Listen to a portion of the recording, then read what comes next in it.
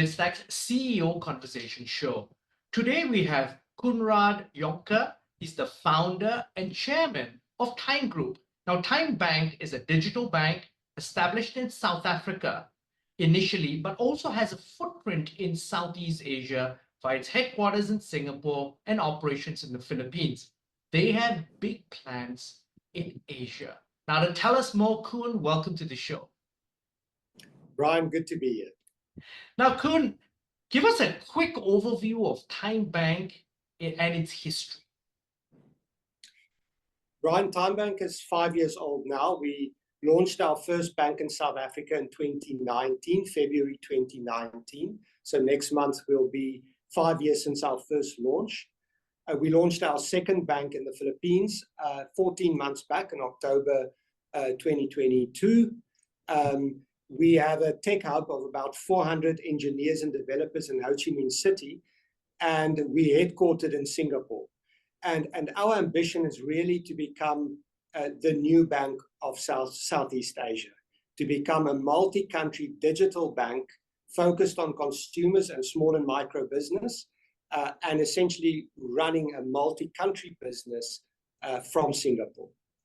Now, interestingly enough, as you mentioned, you came to Asia, and I think you launched 14 months ago, but I interviewed your colleagues just under 2 years ago, just about exactly 2 years ago. You were setting up shop in Asia, but a lot has changed since then. And one of the key things I need to highlight, which I was quite amazed about, is you now have an annualized run rate in terms of revenue of 250 million. Your flagship operations in South Africa has become the world's fastest profitable standalone digital bank.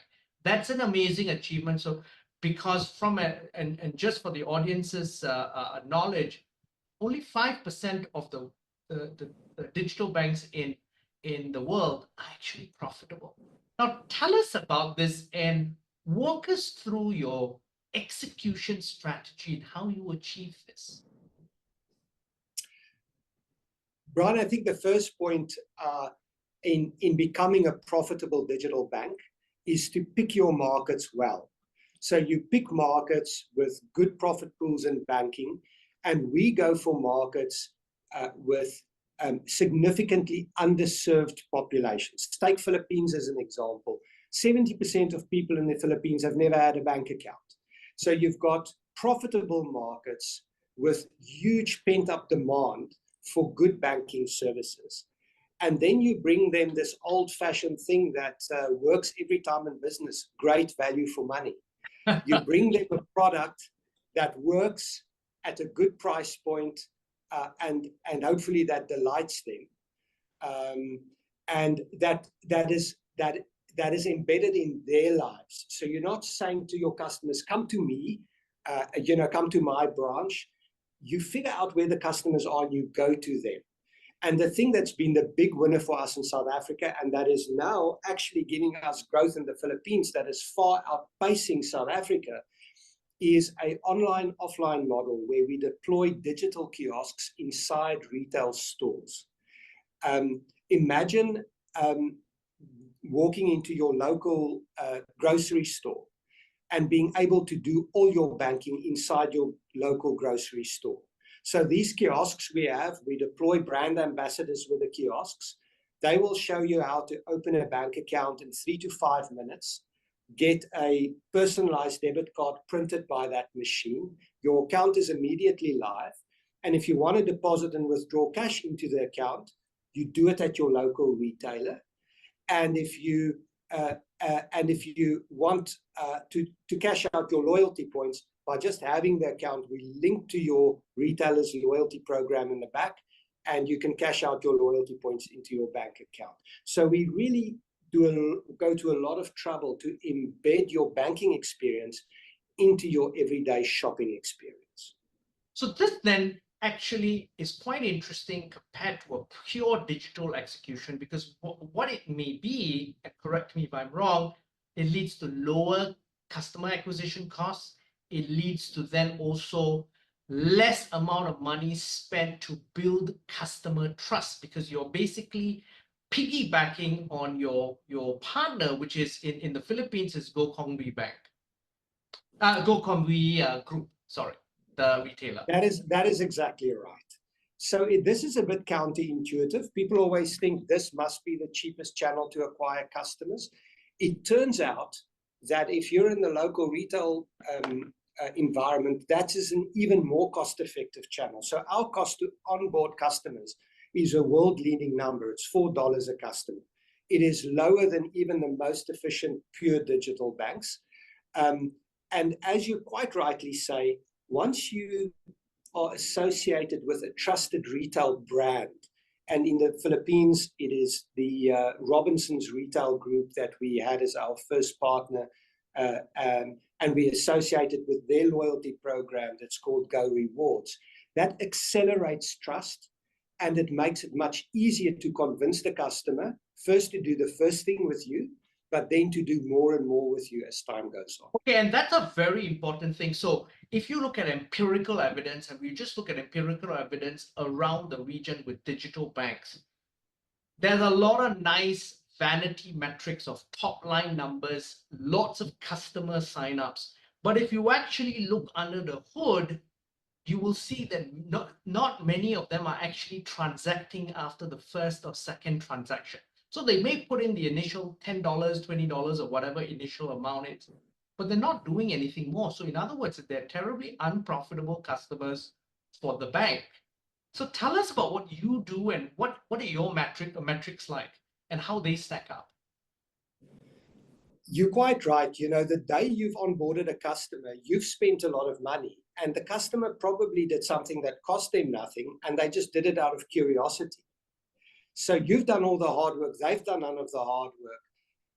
And the question is, how do you get them? How do you get a customer? How do you convince a customer to actually use the product? And I think it's a combination of making sure that the initial look is compelling, that there's a real reason why somebody would take up the account and would use the account.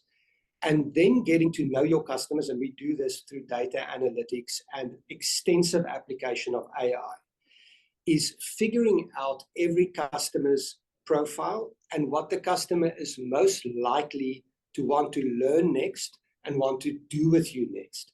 And that focus on customer adoption and essentially cross-selling new use cases to customer has worked well for us. So to give you a little bit of sort of a sense of it, across South Africa and the Philippines, we now have around 11 million customers, 8.5 in South Africa, 2.5 in the Philippines. 70-73% of that customers are active on a 30-day rolling basis. So that is a really good. It benchmarks quite well. And if you look average transactions in the Philippines, customers do about 14 transactions with us. Our active customers do about 14 transactions with us a month. And that's good, right? That means you've got 14 opportunities a month to speak to your customer, and they do enough with you so that you are becoming part of their life, as opposed to being something that they think about every 2 or 3 months when they need to do, say, a money transfer or something like that. So the Philippines is a very, and it was very clear, if anybody that does studies about digital banks, Philippines has a large underbanked and unbanked population. So a lot of people have rushed in. There's a lot of competition in the Philippines. You've got traditional regional banks like CIMB, for example.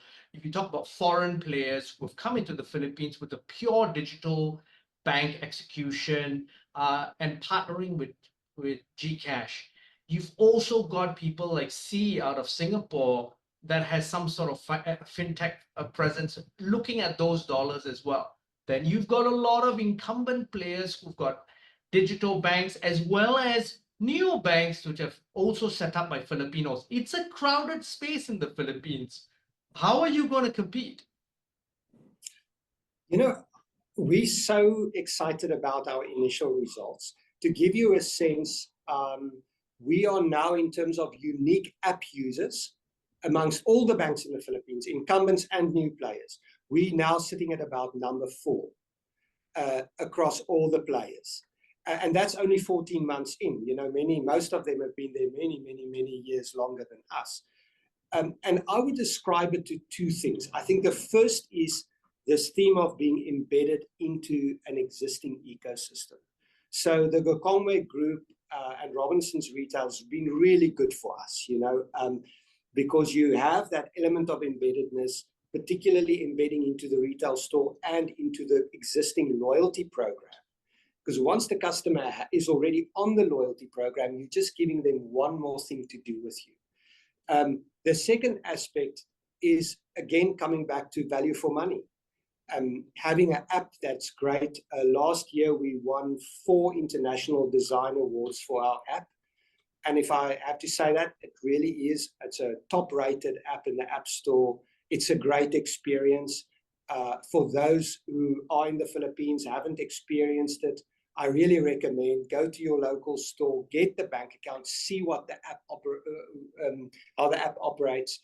I think it's a very fresh experience in banking, and giving customers great value for money, a differentiated experience is important. One more thing that I'll mention, very simple, very mundane, boring thing, systems resilience and uptime.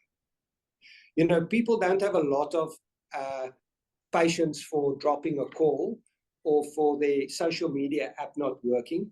I can tell you they have much less patience for being at a cash register trying to pay for something and your card isn't working, or your banking app isn't working. So we work towards 99.99% uptime, which we most of the time we have. And that level of obsession with quality of execution is also key. Now, you've stated that your goal is really to increase your footprint across the Asia-Pacific region. Where are you looking at as your next points of expansion? What sort of joint ventures do you have cooking? So, Brian, watch this space. We will be making some announcement on partners and so on. Our next market is Vietnam. We're planning to launch our first product in Vietnam, which is our merchant cash advance. It is a working capital facility for small and micro business. We are hoping to launch our first product there in the second quarter. And then I think market number 4 for us, most likely Indonesia. So we're working hard and figuring out how and when and with who to enter the Indonesian market. And watch that space. We'll call you back once you've launched again in Vietnam. But speaking of financial capabilities and expansion, you've just raised, obviously, to execute this, 77.8 million in a pre-Series C round in 2023. Your anchor shareholder, Rainbow Capital, has come on board along with Tencent and a couple of other investors. What is that money going to be used to, and how are you going to deploy this capital? Yes, so our Series C money was a combination of growth in South Africa, growth in the Philippines, and homework to enter Vietnam. We actually will do a Series D raise this year, and that will be focused mostly on international expansion and also continuing to fund the Philippines. You know, just to maybe mention where we're at. So in South Africa, we're profitable now. So we don't need a lot more capital for South Africa, although there's a bit of capital required for lending book growth. Philippines, we're planning to break even around October 2025, which will be 3 years from launch. So there's more money to be invested there. And then, of course, to building the business in Vietnam. But, you know, the way we think about capital raise now, the model is proven, the unit economics are proven, there's a very clear pattern established for success. And now the job is simply to show that we can successfully replicate what we've done in our first 2 markets that we can do it in markets 3, 4, 5, and so on. And the longer term play is really to become a proper multi-country digital banking franchise. Koen, it's been a fascinating conversation. I think it's been very enlightening for a lot of people. I'm sure the CEOs of other digital banks will be listening to this and wondering how they can tweak their own strategies. But before we leave, Koen, any final thoughts you'd like to leave the audience with? You know, something that gets missed in this announcement of us being the first African digital bank to break even, as you say, one of only 5% of digital banks in the world to break even, is that we've done so serving customers that have traditionally been regarded as beyond the reach of commercial banking. And the key to that is really superior unit economics, is being able to run a bank at a fraction of the cost of a traditional bank. And what we've proven is you can run a bank and make money at a cost per customer of less than a tenth of the cost per customer of big banks. And you can profitably serve even the poorest individuals and the smallest micro businesses. And what I'm hoping is that this will inspire other people to go out there and do the same, because banking has the potential to have transformative power in economies, in driving inclusion, in driving economic growth, and driving the fulfillment of people's true potential as individuals. And we owe it to our people and to our countries to push harder towards democratizing access to finance. Now, on that note, Koen, thank you very much for taking your time to be on the show. Thank you. Now, we've been speaking to founder and chairman of Time Group, Conrad Jonker. I'm Brian Fernandez, and you've been watching and listening to Biztech CEO Conversation Show. This show will be on our website, www.biztech.asia, as well as our syndication partners, TV stations, radio stations, and websites. Thanks a lot for tuning in.